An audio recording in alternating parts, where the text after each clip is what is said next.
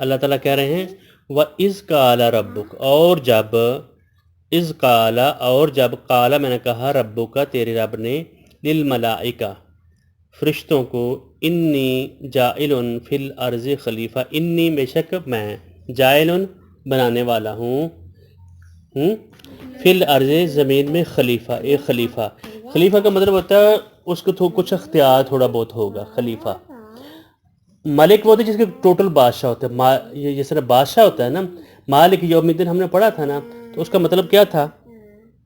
اس کا مطلب کلی کا کلی مالک۔ خلیفہ ہوتا ہے کسی کی اطاعت کے نیچے رہ کر کام کرنے والا۔ ہمیں اللہ تعالیٰ نے زمین میں خلیفہ بنایا ہے، تو ہم نے جتنے اختیارات جو ہمیں ملے ہیں، ہم ان اختیارات کو اللہ کے حکم کے تحت رہ کر گزارنا ہے۔ اگر نہ کریں گے تو وہ کیا ہو جائے گا؟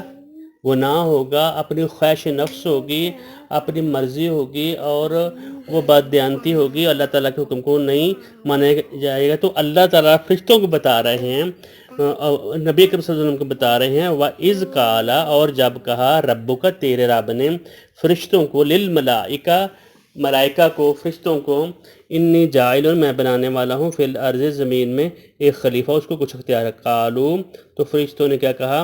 اتجعل، کیا تو بنائے گا فیہا، اس میں زمین میں من یفسد فیہا، جو فساد کرے گا، لڑائی جھگڑا کرے گا، کہاں؟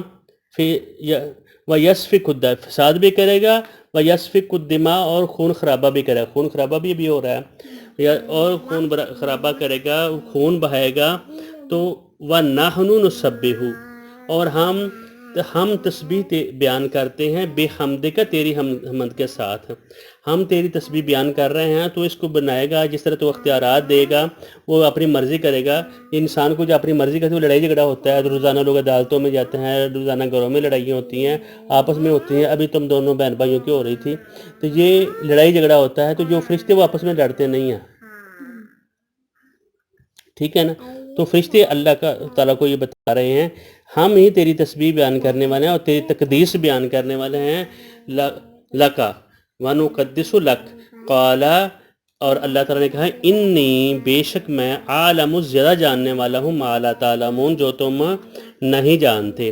تو اللہ تعالیٰ جس وقت انسان کو اللہ تعالیٰ نے بنانے کا فیصلہ کیا اور فرشتوں کو بتایا، اور انہوں نے یہ کہا کہ تو بااختیار انسان ایک بنائے گا، لوگوں کو بنائے گا، ایک مخلوق بنائے گا جو فساد کرے گی زمین میں اور خون بہائے گا، اور ہم تیری تسبیح بیان کرتے ہیں اور تیرے ہی تقدیس بھی بیان کرتے ہیں، تیری پاکیزگی بیان کرتے ہیں۔ اللہ تعالیٰ نے فرمایا جو میں جانتا ہوں تم نہیں جانتے۔ ایک ورڈ کا مطلب آتا ہے آپ کو؟ آ جائے گا؟